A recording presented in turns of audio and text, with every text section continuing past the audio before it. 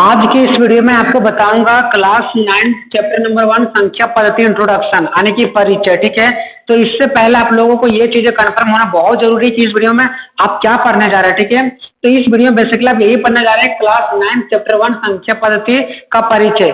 परिचय मीन्स क्या हो गया कि इस पूरे चीजों को मैं बताऊंगा जिससे आपका हर एक प्रश्न वाली इजिली तरीका से बन जाएगा, आसान से बन जाएगा। ठीक है, और ये मैं आज इस पूरे चार्ट जो आप लोग देख रहे हैं बस इतना ही आपको चैप्टर 1 में पढ़ना है। ठीक है, उसके बाद तो आप यूं ही अपना सारा प्रश्नावली बनाओगे। ठीक है, और मैं आप लोगों को सारा सॉल्यूशन भी करके दिखाऊंगा कितना इजीली तरीका से। ठीक है, और अगर आप चाहते हैं इसी प्रकार का और भी वीडियो पाने के लिए तो आप मुझसे जुड़े रहें। ठीक है, और आपका टेस्ट भी होगा।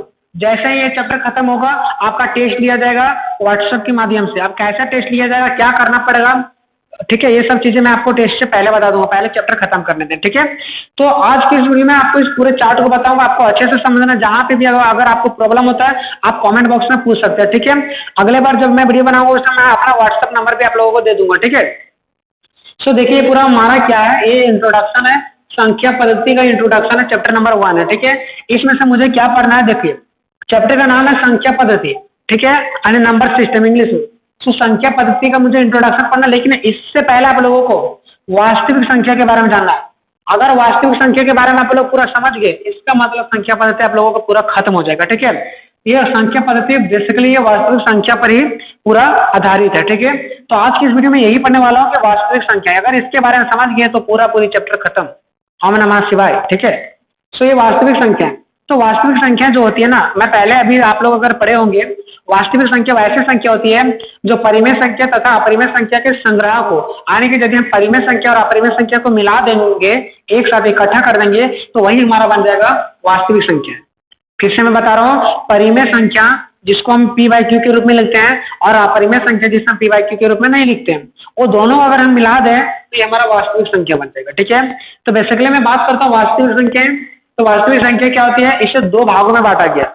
वास्तविक संख्याएं क्या होती है, इसे दो भागों में बांटा गया है वास्तविक संख्या को। ठीक है, एक दशमलव में और एक बिना दशमलव वाला। तो ये दशमलव क्या होता है, दशमलव तो आप लोग पढ़े हैं, भिन्न का भागा तो सॉरी भिन्न का जो ये भागा पढ़े होंगे, भिन्न का गुना। इसी समय आप लोग क्या पढ़े होंगे, दशमलव वाला भागा भी पढ़े होंगे, डेसिमल वाला डिवाइड। ठीक है, तो दशमलव वाला भागा, दशमलव वाला भागा में क्या होता था कि हम लोग भागा देते थे, जैसे फॉर एग्जाम्पल ऐसे भागा देते थे, तो हम लोगों ने समझ के 4 बार में 8 आ गया, 1 आ गया, यहाँ पॉइंट लगा देते, इसके बदले 0 देते थे, और 5 बार में 10 आता था। तो इस प्रकार से बेसिकली आप लोगों ने क्या कर चुका है, पढ़ चुका है। तो यही वाला होता है पॉइंट वाला डेसिमल। ठीक है, तो वास्तविक संख्या को दो भागों में बांटा गया, एक दशमलव और एक होता है बिना दशमलव।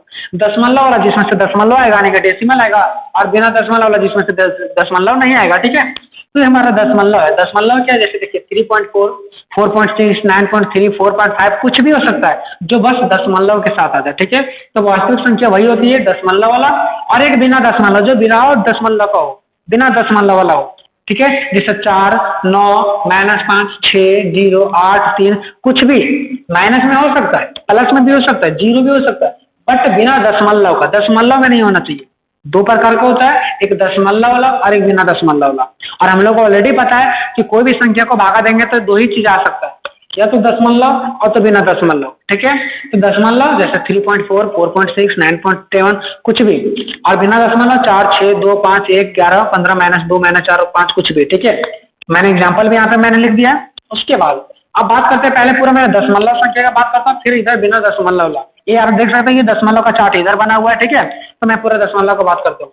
तो दशमलव को भी दो भागों में बांटा गया। पहले आप लोगों ने क्या देखा कि वास्तविक संख्या दो भागों में बांटा गया है, दशमलव और बिना दशमलव। ठीक है, उसके बाद मैंने क्या पढ़ा कि दशमलव को भी दो भागों में बांटा गया है, एक शांत होता है और एक अशांत होता है। ठीक है, शांत और एक अशांत होता है, अशांत का दूसरा नाम है अनवसानी। ठीक है, तो आप लोग घबराए नहीं, अशांत भी लिखा रहेगा और कहीं कहीं अनवसानी भी रहेगा, तो दोनों का मतलब एक ही होता है, चाहे आप अशांत बोलो या तो अनवसानी बोलो, दोनों का मतलब एक ही निकल कर आएगा। ठीक है, तो दशमलव दो प्रकार का होता है, एक शांत होता है और एक अशांत, और तो फिर अनवसानी। अब दशमलव शांत और अशांत कैसे हो सकता है, तो चलिए मैं कुछ एग्जाम्पल के थ्रू आप लोगों को बताने का प्रयास करता हूँ। ठीक है, चलिए सबसे पहले मैं भागा देता हूँ। आप लोग देख सकते हैं कि मैंने 2 को 8 से भागा दिया तो कितना बार में लगेगा, 4 बार में लग जाएगा, पूरा 8 कट गया। अब मुझे ये बताइए कि इसको मैंने जो भागा दिया है ये पूरी कट चुका है, तो ये तो हमारा दशमलव वाला में नहीं है, आप पूरी कट चुका है, तो ये चल जाएगा बिना दशमलव वाला। लेकिन मैं बात कर रहा हूँ फिलहाल दशमलव का। ठीक है, तो देखिए क्या होता है। हम यहाँ पे 9 ले लेते हैं, ठीक है। तो 2 को भागा देंगे 4 बार में तो कितना है 8 आएगा, उतरेगा 1।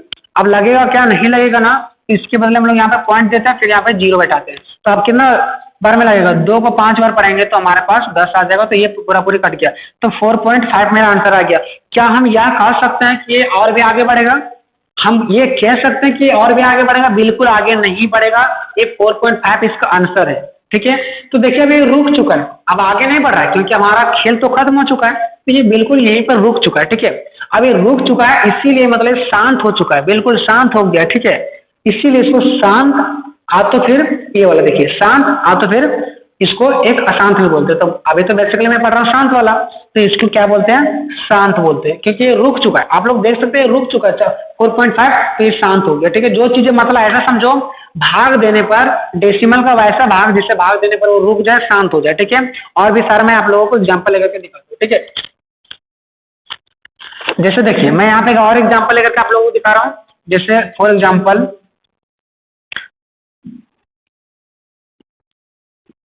ये देखिए, ठीक है। अब यहाँ पे आप लोग देख सकते हैं ये तो पूरा पूरी कट जाएगा, ठीक है। दूसरा एग्जाम्पल आप लोगों को लेकर के मैं दिखा दे रहा हूँ। देखिए 2 को अगर हम 6 बार पढ़ाएंगे तो 12 आएगा, उतरेगा, ये क्या पॉइंट बैठाएंगे 0 आ जाएगा, 2 5 10, पूरा पूरी कट गया। तो आ गया आंसर 6.5। क्या ये और भी आगे जाएगा? बिल्कुल आगे नहीं जाएगा क्योंकि ये यहीं पर रुक चुका है 6.5, ठीक है। इसका आंसर क्या आ गया 6.5। अब ये आगे जाएगा क्या? बिल्कुल आगे नहीं जाएगा क्योंकि यहीं पर रुक चुका है। तो ये हो गया शांत दशमलव, क्योंकि ये रुक चुका है, शांत हो चुका है। अब बात करते हैं बिना शांत वाला, जो अशांत हो, जो नहीं रुके, ठीक है। तो देखते हैं, देखिए अब मैं भागा दे देता हूँ। जैसे फॉर एग्जाम्पल 3 को 10 से भागा देता हूँ, ठीक है। अब 3 बार में कितना आएगा 9 आएगा, उतरेगा 1, यहाँ पे पॉइंट बैठाएंगे तो यहाँ पे फिर से 0 बैठेगा। तो फिर 3 बार में 9 आएगा, फिर उतरेगा, अब फिर ऐसे पॉइंट नहीं बैठता बल्कि अपने मन से 0 ले सकते हैं। फिर 3 बार में 9 आएगा, फिर एक उतरेगा 0 लो, 3 बार में 9। मतलब कि आप देखिए इसका आंसर जो आ रहा है वो आ रहा है 3.3333, मतलब इस प्रकार से वो आते जा रहा है। तो क्या ये चीजें रुका? क्या ये चीजें रुकने का नाम ले रहा है? बिल्कुल रुकने का नाम नहीं ले रहा। सो ये चीजें जो नहीं रुकेगा वो अशांत होता है, या तो फिर अनवसानी भी बोल सकते हैं। इसको अशांत दशमलव वाला बोल सकते हैं, या तो अनवसानी दशमलव वाला बोल सकते हैं, ठीक है। तो जो रुक जाता है दशमलव के बाद, जो जिसकी संख्या समाप्त हो जाती है कि अभी आगे नहीं बढ़ेगी, शांत होती है। और वैसे जो बिल्कुल चलते हुए रहता है वो अशांत होते हैं, यानी कि अनवसानी होती है। मैंने फॉर एग्जाम्पल भी दिया है, जैसे 2.5 रुक चुका है और ये बिल्कुल क्या होंगे, आगे बढ़ते हुए जाएंगे, ठीक है। इसका मतलब आप ये ना समझे कि रुका हुआ है, 2.561 और भी आते जा रहे हैं, ठीक है।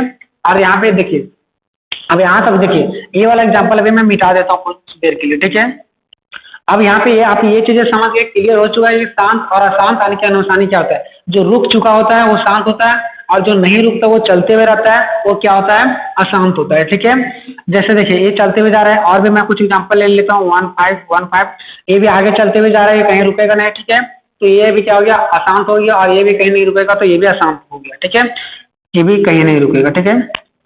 चलिए अब ये शांत का खेल खत्म हो चुका है, लेकिन अशांत का खेल अभी और भी बाकी है, ठीक है। तो अशांत यानी कि अनवसानी, जहाँ पे अशांत बोलेंगे अनवसानी ही समझना आपको, ठीक है। अब देखिए होता क्या है, अनवसानी यानी कि अशांत को 2 भागों में बांटा गया। मतलब किसको 2 भागों में बांटा गया है? जो नहीं रुकता है, वैसा दशमलव जो रुकने का नाम नहीं लेता, जो चलते रहता है, ठीक है, वो क्या होता है, वो 2 भागों में बांटा गया। कौन कौन भागों में बांटा गया है? सो एक अनवसानी आवृत्ति यानी कि देखो अनवसानी को अशांत भी बोल सकते हैं, तो अनवसानी आवृत्ति में और अनवसानी अनावर्ती में, ठीक है।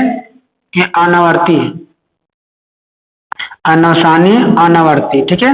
तो यहाँ पर आप लोग देख सकते हैं क्लियरली कि अशांत अनावर्ती को 2 भागों में बांटा गया। मतलब जो पॉइंट के बाद नहीं रुकता है वो चलते हुए रहता है, वैसा दशमलव जो चलते हुए रहता है उसको 2 भागों में बांटा गया, ठीक है। अब कैसे 2 भागों में बांटा गया? तो देखिए जब दशमलव वाला नहीं रुकता है वो चलते रहता है, तो 2 तरीका से चल सकता है। या तो कुछ इस प्रकार से चल सकता है, जैसे कि आप लोगों ने देखा, आने की पॉइंट के बाद एक ही चीज बार बार आते हुए चलेगा, जैसे धीरे धीरे आते हुए जा रहा है, ठीक है। और तो फिर कहीं ऐसा भी देखते होंगे 2 1 2 1 2 1 ऐसे आता जाता है, ठीक है। पॉइंट के बाद देखो 2 1, फिर से 2 1 रिपीट हो गया, फिर से 2 1, मतलब सेम आते जा रहे हैं। आप तो कहीं आप लोग ऐसे देखते होंगे 5 1 5 1 5 1। तो यदि पॉइंट के बाद दशमलव के बाद एक ही चीज आते जाए 5 1 5 1, देखो सेम आते जा रहा है, ठीक है। तो एक तो ऐसे हो सकता है, दूसरा कैसे हो सकता है? सो दूसरा कुछ इस प्रकार से हो सकता है, मैं आप लोगों को दिखा देता हूँ। दूसरा ऐसा हो सकता है जो कहीं मिलेगा नहीं।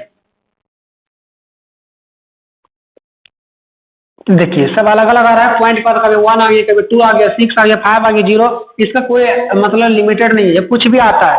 लेकिन एक ऐसा लेते हैं, देखिए ये एक ही चीज आते जा रहा है, ठीक है। तो ध्यान रखें, दशमलव को यदि आप भागा देंगे तो वो या तो शांत होगा या तो अशांत होगा। और यदि अशांत हो गया मतलब रुकने का नाम नहीं ले रहा, तो दो तरीका से नहीं रुक सकता है। या तो वो पॉइंट के बाद अलग अलग कुछ भी आते जाएगा और एक सेम चीज आते जाएगा, इसके अलावा और भी ऐसा नहीं भागा होगा जो इसके अदरवाइज बाहर जाएगा, ठीक है। तो ये दोनों तरीका जो नहीं रुकने का नाम लेगा, ठीक है, और ये चलते हुए जाएगा, ये कहीं रुकने का नाम नहीं लेगा। अगर रुकने का नाम लेगा तो फिर ये शांत हो जाएगा, तो रुकने का नाम नहीं लेगा। और वैसे चीजें जो रुकने का नाम नहीं लेगा और डिफरेंट डिफरेंट सा डिजिट आएगा, डिफरेंट डिफरेंट संख्या अंक आएगा, तो उसको हम लोग क्या बोलते हैं, और जो सेम आएगा उसको क्या बोलते हैं, ठीक है। तो देखिए जो चीजें आसान था, अब जो चीजें रुकने का नाम नहीं लेगा, ये भी रुकने का नाम नहीं ले रहा, ये भी रुकने का नाम नहीं ले रहा, बस शर्त ये है कि जो ये चीजें दिख रहा है आप लोगों को वो क्या है, अलग अलग आ रहा है, ये सेम डिजिट आ रहा है। तो देखिए अनासानी आने के अशांत आने के अनासानी को दो भागों में बांटा गया है, अनावसानी आवृत्ति और अनावसानी अनावर्ती। अनावसानी आवृत्ति क्या होता है, जो भागा देने पर दशमलव के बाद सेम डिजिट है, जैसे 1 2 1 2, और ये भी इसी में एग्जाम्पल आ सकता है 3.3333। देखिए पॉइंट के बाद सेम चीज 1 2 फिर 1 2 फिर 1 2 ऐसे आता जाएगा 3.33। देखो पॉइंट के बाद सेम आ रहा है, एक ही चीज बार बार रिपीट हो रहा है, तो एक ही चीज यदि बार बार रिपीट होगा तो अनावसानी आवृत्ति होगा। लेकिन इसमें देखिए इसमें एक ही चीज बार बार रिपीट हो रहा है क्या, बिल्कुल रिपीट नहीं हो रहा है, ठीक है। तो ऐसे सिचुएशन में हम लोग क्या बोलेंगे उसको, अनावसानी अनावृत्ति। अनावसानी आवृत्ति अनावसानी अनावृत्ति, जैसे देखिए 1 3 5 अलग अलग आएगा, ठीक है। जैसे इसमें एक एग्जाम्पल ये भी ले सकते हैं, तो ये हो जाएगा अनावसानी अनावृत्ति, ठीक है।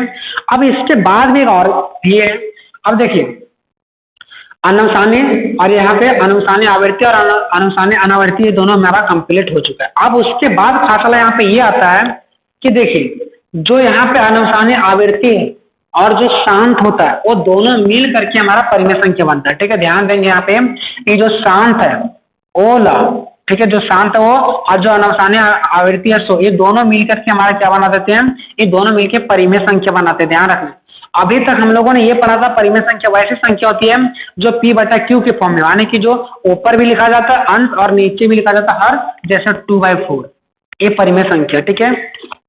लेकिन शायद आप लोगों को पता होगा तो ठीक है, जिसको नहीं पता होगा मैं बता देना चाहूंगा कि 2.12 ये भी एक परिमेय संख्या है, ठीक है। और मैं बता देता हूँ जैसे 2.12 ये आते हुए जा रहा है, ये भी एक परिमेय संख्या है, ठीक है। वही चीजें मैं इस चीजों में क्लियरली मैं यहाँ पे इस चार्ट को बनाया ताकि आगे जाकर के आपको कहीं भी दिक्कत ना हो, ठीक है।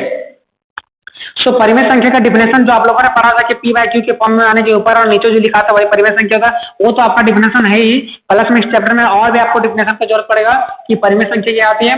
जैसे अनावसानी आवृत्ति और शांति दोनों को हम लोग परिमेय संख्या कहते हैं।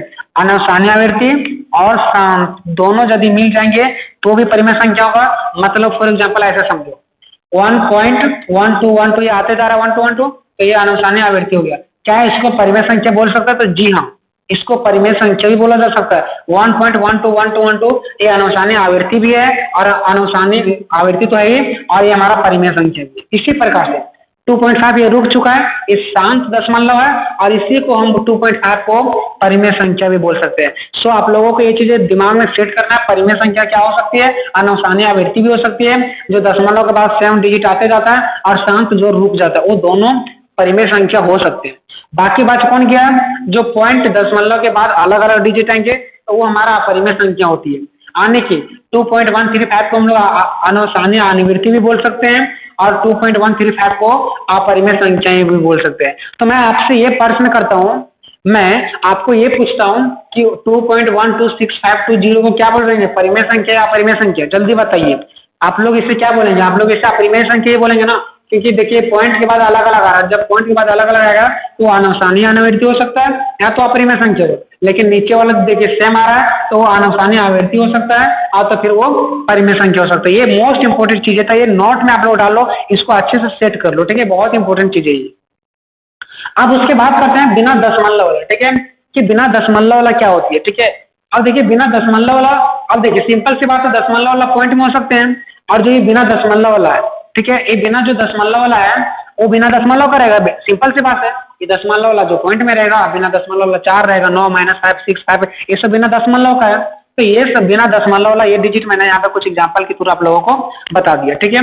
अब देखिए यहाँ पे कुछ देख रहे हैं कि माइनस में भी है, कुछ चीजें प्लस में भी, इस सब का सब क्या है, बिना दशमलव का है, ठीक है। अब बिना दशमलव वाला को ही पूर्णांक संख्या भी बोलते हैं। जो चीजें बिना दशमलव में हो, यानी कि जो पॉइंट में ना हो, भागा देने पर जो पॉइंट में ना आए, उसको हम लोग पूर्णांक संख्याएं भी बोलते हैं। अब पूर्णांक संख्या क्या होती है, तो पूर्णांक संख्या वैसी संख्या होती है जो प्लस में भी हो, माइनस में भी हो और जीरो भी लगा हो। जैसे फॉर एग्जाम्पल 4 3 2 0 1 -2, इस सब का सब पूर्णांक संख्या है। कैसे है पूर्णांक संख्या? पूर्णांक संख्या का डिफिनेशन होता है जो प्लस में भी हो, माइनस में भी हो और जीरो भी लगा हो, वो सब क्या होता है, हमारा पूर्णांक संख्या होती है, ठीक है। तो यहाँ पे हम लोग देख सकते हैं कि बिना दशमलव में कौन कौन सा डिजिट आ सकते हैं, या तो वो प्लस में आ सकते हैं, या तो माइनस में आ सकते हैं, और तो जीरो आ सकते हैं। इसके दरवाजे और तो कोई बिना दशमलव को आ ही नहीं सकते। तो जितने भी सारे डिजिट हो सकते हैं बिना दशमलव का, उस सब का सब एक पूर्णांक संख्या ही बनेगा। कि जैसे कि यहाँ देखिए प्लस में, माइनस में जीरो, इतना ही आ सकता है। और ऑलरेडी पूर्णांक संख्याएं भी प्लस में ही होता है, माइनस में भी हो सकता है और जीरो भी हो सकता है। जैसे -4 -3 -2 -1 0 1 2 3, इस सब हमारा पूर्णांक संख्याएं भी है और बिना दशमलव वाला भी है। तो हम बोल सकते हैं कि ये दोनों बिल्कुल सेम है, बिना दशमलव वाला और पूर्णांक संख्या। यानी बिना दशमलव वाला को ही पूर्णांक संख्या बोलते हैं और पूर्णांक संख्या को ही बिना दशमलव वाला भी बोलते हैं, ठीक है। अब देखिए पूर्णांक संख्या क्या होती है, जो प्लस में भी हो और माइनस में भी हो, ठीक है। ये चीज आपको क्लियरली पता चल गया। तो देखिए जो माइनस में होता है पूर्णांक संख्या है, जो माइनस में होता है उसको ऋणात्मक पूर्णांक बोलते हैं, और जो प्लस में होता है उसको धनात्मक पूर्णांक बोलते हैं, ठीक है। और जो जीरो होता है उसको कोई भी पूर्णांक नहीं बोलते, क्योंकि ना तो ये प्लस में है ना तो माइनस में है, ठीक है।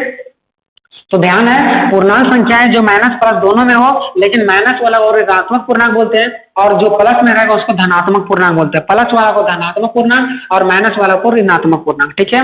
अब ऋणात्मक पूर्णांक जो माइनस में होता है उसका खेल यहीं पे खत्म हो जाता है, लेकिन जो धनात्मक में होता है, जो प्लस में होता है, उसका खेल और भी आगे जाता है। जैसे प्लस में क्या 1 2 6 9 5 7 8 4 3, ये सब प्लस में। माइनस में कौन, तो जैसे -3 -2 -1, तो इसका संख्या, इस संख्या माइनस वाला का खेल यही खत्म है। लेकिन जो प्लस में होता है 1 2 3 4 5, इसका कहानी और भी आगे। जैसे देखिए तो हम 0 1 2 3 4 ये सब क्या प्लस में है, जीरो छोड़ करके सब प्लस में। जीरो को धनात्मक पूर्णांक माना भी जा सकता है, नहीं माना जा सकता है। ना तो ये प्लस में होता है ना तो ये माइनस में होता है, ठीक है। तो इसे कुछ भी नहीं मानना है, ना तो ऋणात्मक पूर्णांक ना तो धनात्मक पूर्णांक, ठीक है। अब धनात्मक पूर्णांक का खेल अब और भी आगे स्टार्ट है। अब धनात्मक पूर्णांक कितना भागों में बांट सकता है वो देखिए, पूर्ण संख्या, प्राकृतिक संख्या, सम संख्या, विषम संख्या, ये सब किसका पार्ट है, धनात्मक पूर्णांक का। मैं आपको वही टॉपिक बता रहा हूँ जो इस चैप्टर में आपको पढ़ना ही पढ़ना है, और हर एक क्वेश्चन आपको इजी तरीका से बनेगा, मैं आपको सॉल्यूशन भी करके बताऊंगा, ठीक है। तो देखिए धनात्मक पूर्णांक को 4 भागों में यहाँ पे बांट दिया गया है। एक पूर्ण संख्या, पूर्ण संख्या क्या होती है, जो जीरो से स्टार्ट होती है। जैसे फॉर एग्जांपल 0 1 2 3 4 5 6 7 8, इस टाइप से पूरा जाते हुए जाएगा, ठीक है, कहीं रुकेगा नहीं। मतलब पूर्ण संख्या जो जीरो से शुरू होती है। प्राकृतिक संख्या जो ऐसे जो 1 से शुरू होती है, 1 2 3 4 यही होता है, बट 0 से शुरू होती है और ये 1 से शुरू होती है, ठीक है। सम संख्या जो जोड़ा हो, जो 2 से विभाजित हो जाए, जो जोड़ा हो, जैसे 2 एक जोड़ा है ना, 4 भी जोड़ा है, 6 भी जोड़ा है, ऐसे भी बोल सकते हैं, या तो ऐसे बोल सकते हैं जो 2 से विभाजित होता है, ठीक है। जैसे 2 4 6 8 10, ये सब चीजें आप पहले से भी जानते होंगे, बट ये किसका पार्ट था, ये धनात्मक पूर्णांक का था, ठीक है, ये मैं बताना चाहूंगा। फिर विषम संख्या जो जोड़ा ना हो, यानी कि जो 2 से डिविजिबल ना हो, जो 2 से भाग ना लगे, जैसे 1 3 5 7 9, ये जोड़ा भी नहीं है और 2 से लग भी नहीं रहा है, तो यही हमारा क्या होता है, विषम संख्या होती है। तो इसमें से ये पूरा चैप्टर अब खत्म हो चुका है दोस्तों।